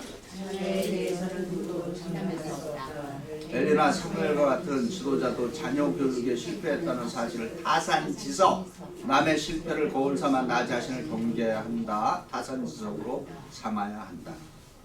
그죠? 자녀들에 대해서는 그 누구도 장담은 못합니다. 두 번째 시작. 자녀는 하나님의 선물이다. 사람이 아닌 하나님의 뜻대로 키워야 한다. 하나님께 자녀의 모든 문제를 맡기고 겸손하게 하나님의 뜻을 구하며 나아가자. 그래요. 자, 이제 너무도 이제 현실적인 이제 사울에 대해서 이제 봅니다. 사무엘과 사울의 이제 충돌이 3번이나 이제 일어납니다. 크게 보면은 자, 첫 번째 사무엘과 사울의 1차 충돌 언제예요? 화면 보시면 언제? 예. 사울이 블레셋과의 전쟁을 앞두고 사무엘을 기다리다가 참지 못하고 뭐예요? 스스로 번제 제사를 드렸어요. 자, 여기에 뭐가 문제가 될까? 성경은 이렇게 지금 표현했는데 숨어있는 뜻은 이겁니다. 지금 사울이 왕이잖아요. 왕은 어떤 권력을 갖고 있어요? 왕권. 다 할 수 있는데 한 가지가 못하는 게 있었어요. 그렇죠. 제사권은 손을 못 대는 거예요. 그러면 이 구절은 지금 우리에게 뭐를 지금 사울이 준다면은 내가 왕으로서 모든 걸 다 가졌는데 요거 저 사무엘 저 늙은이 때문에 지금 내가 지금 이게 제사권이 안 되네. 지금 성경은 그렇게 얘기하는데 성경을 자세히 우리가 문자를 깊이 읽어보면은 뭐가 들어있다? 사울이 그 마지막 남은 제사권까지도 자기가 소유하려고 하는 그게 들어있는 거죠. 이해되시죠? 예. 그냥 이게 뭐 기다리다 그건 표면적인 이야기입니다. 근데 이 뒷면에 숨어 있는 이야기는 마지막 그 권력까지 다 소유하려고 하는 사울의 흑심이 그 안에 들어있는 거죠. 근데 성경은 이렇게 이제 표현한 거죠. 네. 자, 이게 1차 충돌이에요. 그다음에 2차 충돌. 아말렉 사건 아시죠? 이거는 무슨 얘기예요? 대략. 전리품을 조금 그걸 우리가 뭐라 그래요? 그러니까 구약의 전쟁은 무슨 전쟁이라 그랬어요? 헤렘이라 그랬죠. 헤렘은 무슨 의미가 있어요? 모든 걸 다 없애버리는 거예요. 어떤 전리품도 가지면 안 됩니다. 문제인 줄 아시죠? 네. 그러니까 구약의 하나님께서 이야기하는 헤렘은 이득을 위한 전쟁이 아니다라고 하는 거예요. 문제인 줄 아시죠? 그거가 지금 오늘날 우리가 벌어지는 전쟁과 구약의 그 잔인할 정도로 표현되는 그 헤렘과의 차이입니다. 그런데 2차 충돌에서 이건 아말렉 전쟁에서 하나님이 명령한 전쟁은 헤렘입니다. 싹 쓰리하라. 그런데 어떻게 했어요? 취했어요. 그렇죠. 네, 전리품을 취했어요. 그런데 사울의 익스큐즈는 뭐였어요? 사울의 변명. 거기에 대한 하나님께 드리기 위해서 했다. 하나님께 드리고 이제 뭐 변명은 그럴싸하게 포장을 했어요. 그러나 그것이 아니었죠. 자, 3차 충돌. 3차 충돌은 다윗을 이제 죽이려고 하는 사울의 계획이죠. 그런데 성경에서 사울이 다윗을 죽이려고 계획해갖고 그걸 실행한 게 몇 년간인 줄 대략 아세요? 30년. 거의 데케이드니까 영어로 뭐예요? 10년간? 최소한 10년간 한 사람을 어떻게 하든지 간에 죽이려고 그것도 3,000명의 군사를 동원해갖고 그렇게 집요하게 했습니다. 그런데 이 사무엘상 19장 18절에 의하면은 뭐를 알 수 있어요? 같이 읽어봅니다. 시작. 다윗이 도망하여 나마로 가서 사무엘로 나가서 사울이 자기에게 행한 일을 다 알리니 다윗과 사무엘이 나효수로 나마효수인 것 같은데 가서 살았더라. 예, 그게 그러니까 뭐예요? 사무엘이 다윗의 목숨을 보존시켜 주는 거죠. 예, 그래서 다음을 도모할 수 있도록 그렇게 길을 열어주었습니다. 자, 그 다음에 계속해서 여러분이 이제 교과서 너무도 현실적인 그 사울 봅니다. 한 6가지로 한번 이제 정리를 해보죠. 사무엘상 13장에 보면은 자, 급할 때는 편복도 가능하다. 자, 1번 읽어봅니다. 시작. 사울이 블레셋과 전쟁을 해야 했다. 그래서 백성들을 소집했다. 그런데 백성을 모으고 보니 숫자적으로 상대가 되지 않았다. 블레셋의 군대가 너무 많았다. 2번째 시작. 도저히 이길 수 없을 것 같았다. 백성들은 엄청난 수의 열세를 보고 도망가고 숨기 시작했고 이때 사울은 사무엘에게 청해서 먼저 제사를 드려야겠다 생각합니다. 사무엘 선지자가 제사를 드리면 백성들의 사기가 올라갈 것으로 생각합니다. 그런데 사무엘이 일주일 안에 온다고 하고서는 안 나타났다. 백성들은 흩어지고 사무엘은 오지 않았고 그래서 사울은 월권을 한다. 자기가 번제와 화목제를 직접 드렸다. 제사를 끝내자마자 사무엘이 도착한다. 4번째, 하나님은 이 일로 왕권을 사울에게서 하나님의 마음에 합한 사람 다윗에게로 옮기셨다. 지금은 왕의 나라가 길지 못할 것이라. 여호와께서 왕에게 명령하신 바를 왕이 지키지 아니하였으므로 여호와께서 그의 마음에 맞는 사람을 구하여 여호와께 그를 그의 백성의 지도자로 삼으셨느니라. 다섯 번째, 사울의 문제는 급할 때 기다리지 못하고 급하면 편법도 가능하다고 생각한 것이다. 사울은 급한데 사무엘이 안 도와주고 하나님께 왜 안 도와주시냐는 것이다. 여섯 번째, 시간과 사람의 시간은 다르다. 급할 때는 더욱 그렇다. 그럴 때 누구 시간에 맞춰야 하는가? 하나님께 맞춰야 한다. 급할수록 더 하나님의 때를 찾고 그 때에 맞추어야 한다. 자, 여러분, 여기서 실질적인 걸 하나 말씀드리는데, 저도 항상 그런 제 스스로에게도 말을 하고 있는데, 감정으로 결정하지 마시기 바랍니다. 무슨 얘기인지 아시죠? 네. 감정으로 결정하면 안 돼요. 감정으로 결정하면 왜 안 돼? 후회합니다. 반드시.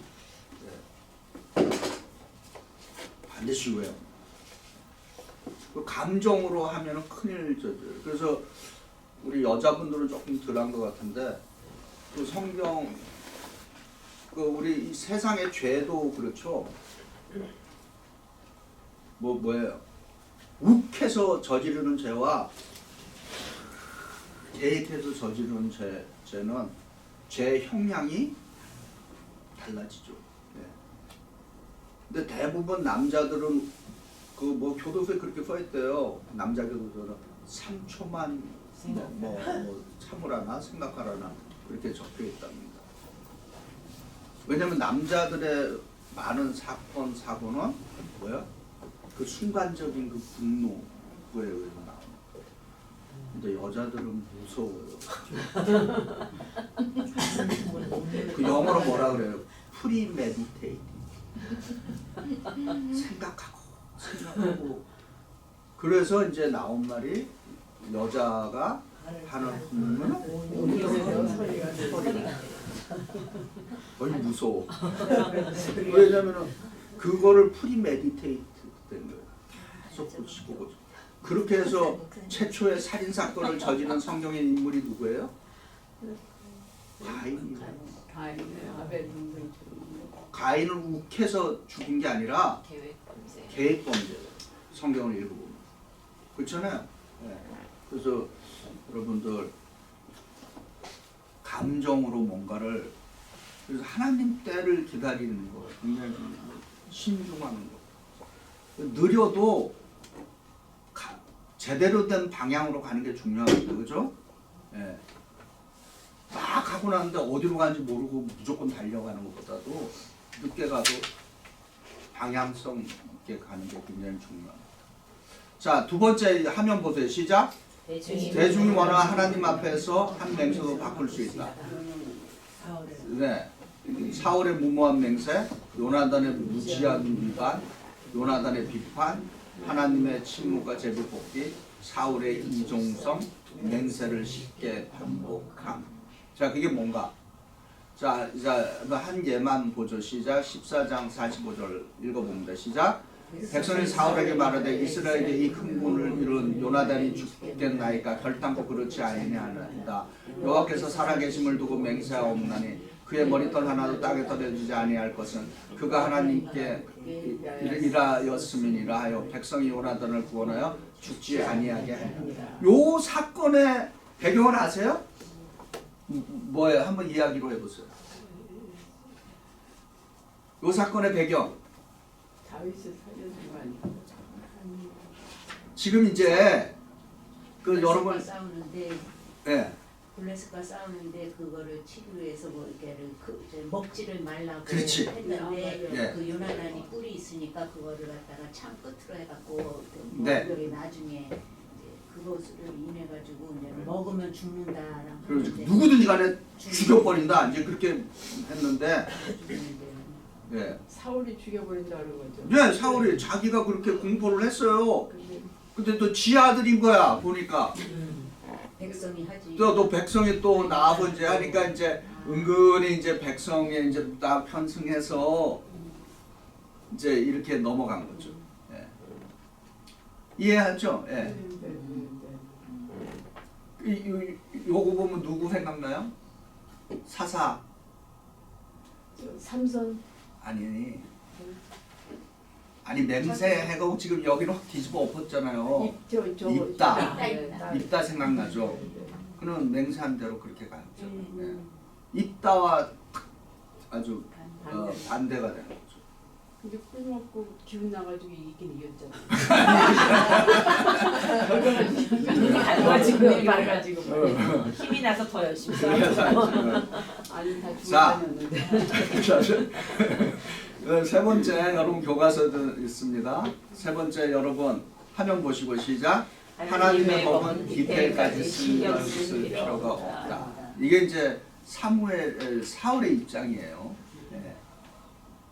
하나님의 명령은 헤렘이에요. 완전 진멸입니다. 그런데 어떻게 했어요? 한번 읽어보죠. 사무엘 화면 보시고 보면 사무엘상 15장 3절 시작. 지금 가서 아말렉을 쳐서 그들의 모든 소유를 남김없이 진멸하되 남녀 어린아이와 젖먹는 아이와 우양과 낙과 나귀를 죽이라. 자 15장 9절 시작. 사울과 백성이 아각에 그의 양과 소의 가장 좋은 것 또는 기름진 것과 어린 양과 모든 좋은 것을 남기고 진멸하기를 즐기지 아니하고 가치 없고 하찮은 것은 진멸합니다. 자 그러면 이제 사울의 그 현실적인 계산이죠. 여기 이제 목숨 걸고 싸웠는데 좀 뭐 보상이 있어야 되는 거 아니냐. 그리고 또 이거 나가고 힘있게 싸웠는데 이거 보상도 안 해주면 이거 어떻게 되느냐. 그리고 자기 왕권도 이제 좀 신뢰도가 하락되고. 그러니까 완전히 사울은 지금 자기의 정치적인 그 입장만 고려해서 하나님의 이 말씀을 불순종하게 되는 거죠. 근데 이제 사울의 태도가 이제 이거는 우리에게도 마찬가지입니다. 내가 뭐 거의 하나님 말씀대로 이 정도 하면 됐지. 중요한 부분 지키지 않았느냐. 근데 뭐 세세한 것까지 지킬 필요가. 좀 융통성 있게 하지 뭘 그렇게 하는가. 그게 이제 오늘 우리 현대판 사울입니다. 뭐예요? 현대판 사울은 대충 신앙생, 선택적인 순종, 융통성 있는 신앙, 90% 순종하고 자랑하는 거. 그런데 성경이 우리에게 요구하는 신앙은 마지막 줄 읽어봅니다. 화면 보시고 시작. 대충 순종하지 말고 디테일까지 순종하는 그리스도인의 삶. 이게 성경의 가르침입니다. 쉽지 않은 일이죠. 쉽지 않은 일이죠. 그러나 성경은 우리에게 이렇게 요구하고 있습니다. 제가 사람들한테 많이 듣는 얘기 중에 하나가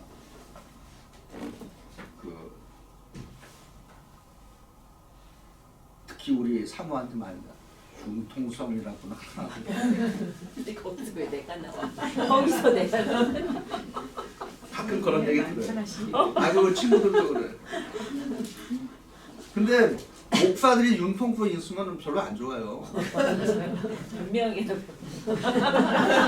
답답은 하지.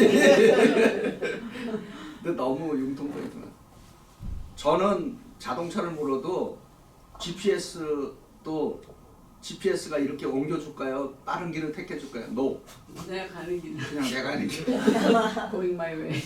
그게 이제 그게 좀 답답하죠. 꽉 막혀.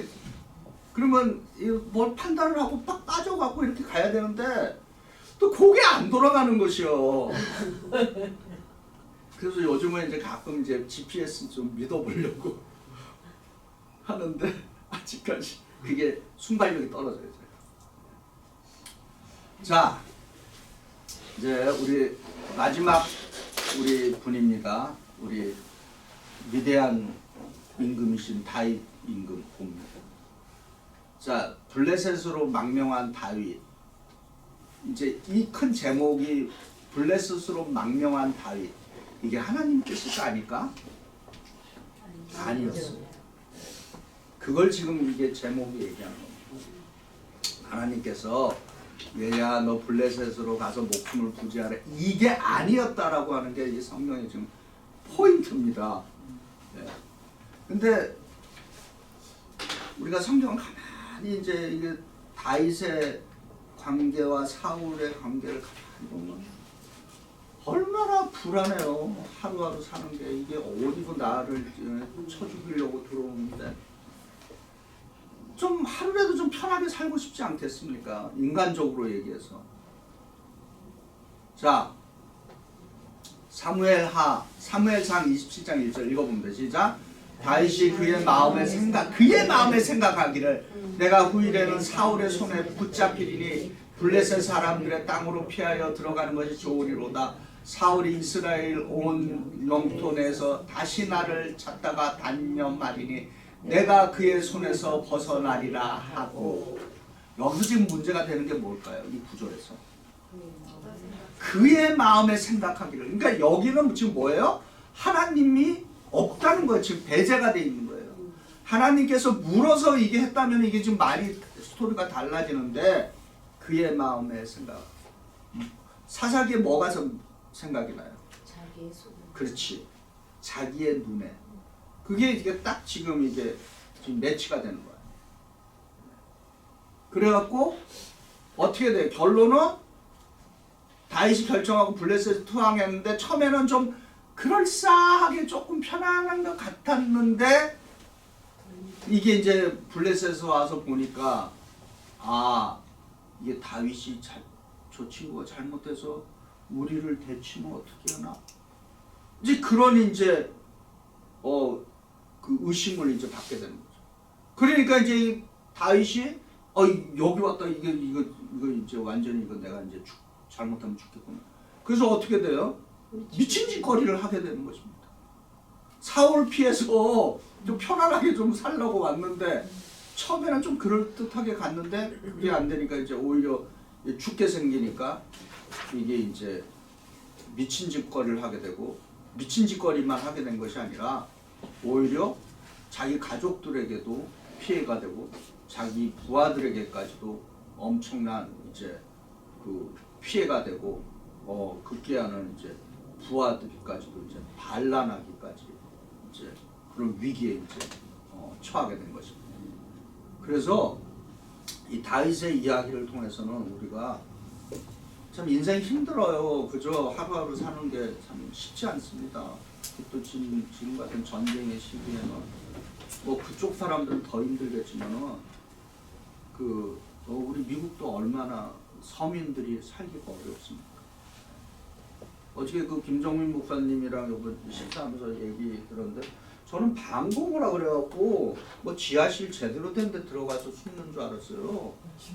아니 집안에 그냥 한쪽에 이렇게 돼 있답니다. 조그맣게. 그런데 폭탄이 집에 떨어지면 그냥 다 죽어버려요.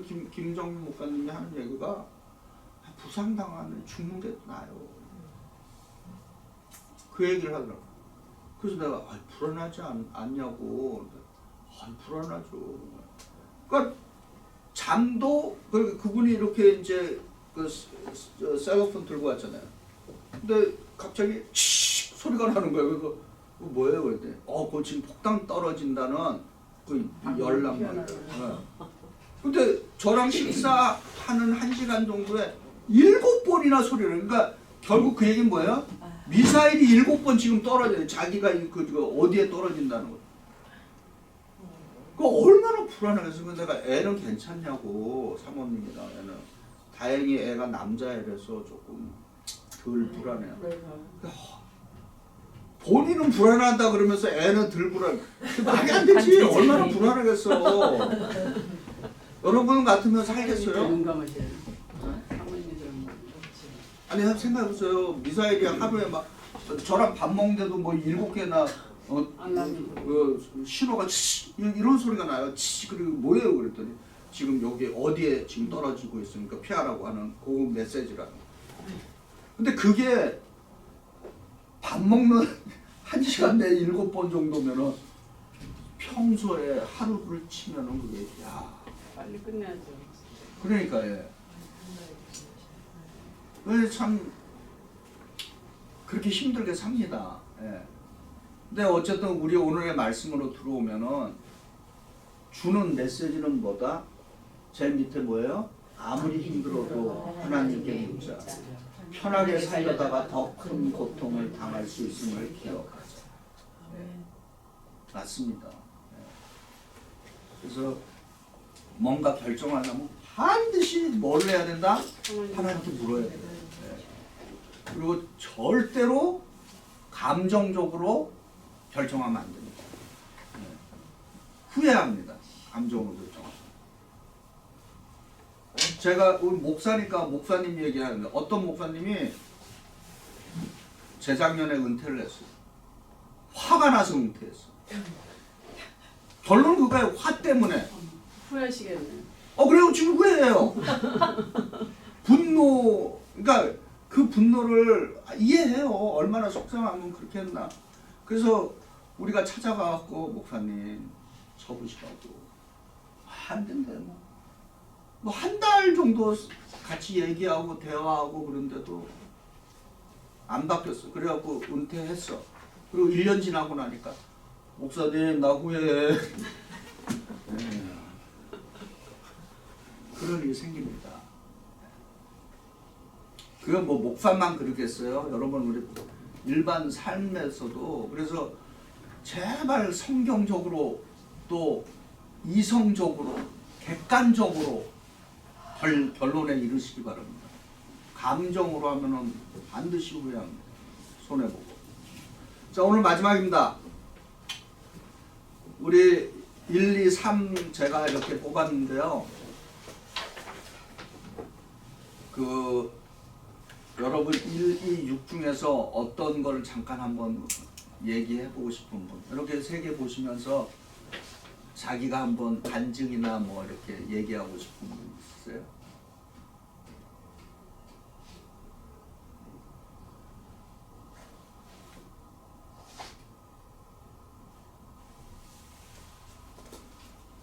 누가 한번 얘기해 보실까요? 이게 날이면 날마다 오는 기회가 아닙니다. 저는 특별히 사울의 융통성에 대해서 좀 생각을 많이 하게 됐고, 목회자이다 보니까 이 자녀 교육에 대해서. 이건 뭐 목회자뿐만 아니라 우리 모두가 자식을 갖고 있는 부모들은 다 그렇죠. 저는 생각이 드는데요. 평상시에도 이제 공부하면서 사울에 대해서 생각을 많이 했는데요. 이 사울이 지금으로 보면은 정신질환자 같았다. 내 생각이 그래요. 있죠. 예, 그래서 맞아요. 거기서 분명히 그 나라 그 시대에는 정신질환 치료가 없었나 이런 생각이 그래서 네. 저기 맞아요. 네. 사울은 정신병이 있었어요. 네, 그래갖고 네. 그러니까 성경 그걸 그런 거죠. 악신이 들렸다고 네, 했잖아요. 네. 근데 그거 악신을 어떻게 했어요? 다윗이 수금을 네, 주니까 네, 네, 네. 악신이 잠시 네. 떠나가고 네. 또 악신이 들어오고 맞아요. 그런 생각이 성경 그러니까 사람을 그렇게 10년 동안 쫓아다니면서 죽일 생각하고 미워하고 그러니까 그렇죠. 정신이 온전하게 되는 맞아요. 그럼 거지. 맞아요. 그러니까 정신질환자예요. 편집증 환자 그렇게 볼 수 있어요. 네, 그렇게 생각났어요. 근데 사실은 오늘날은 뭐 지금 말씀도 잘했는데 우리 현실에 굉장히 많습니다. 제가 좀 가슴 아픈 게 어떤 젊은 친구가 목사님 기도해달라고 그래요. 너 괜찮냐 그러니까 How are you doing? 그러니까 physically okay, but mentally I'm sick. 그러니까 그 얘기 듣는데 얼마나 가슴이 아프든지 전인적인 가관함을 위해서 기도 많이 하십니다. 자, 감사합니다. 우리 함께 드리는 마치는 기도 드리고 마치겠습니다. 우리 다 같이 화면 보시고 기도드립니다. 전능하신 하나님, 오늘 사무엘상을 통해 주신 말씀에 감사드립니다. 엘리와 사무엘의 자녀 교육 실패를 보며 우리의 자녀들을 하나님보다 더 사랑하는 우상 숭배에 빠지지 않게 하시고 자녀를 하나님의 뜻대로 키우며 겸손히 주님께 맡기게 하소서. 사울의 현실주의를 보며 급할 때 편법을 쓰지 않고 하나님의 때를 기다리며 대중이 원한다고 맹세를 바꾸지 않고 디테일까지 순종하는 신실한 종이 되게 하소서. 블레셋으로 도망간 다윗을 보며 힘들어도 하나님의 길을 떠나지 않고 위기 속에서 하나님께 묻고 순종하며 끝까지 인내하며 회복의 은혜를 경험하게 하소서. 사무엘상 25장 22절에 사무엘이 이르되 여호와께서 번제와 다른 제사를 그의 목소리를 청종하는 것을 좋아하신 같이 좋아하시겠나이까. 순종이 제사보다 낫고 듣는 것이 순양의 기름보다 나으니라는 말씀처럼 끝까지 철저하게 하나님께 순종하는 우리가 되게 하여 주시옵소서.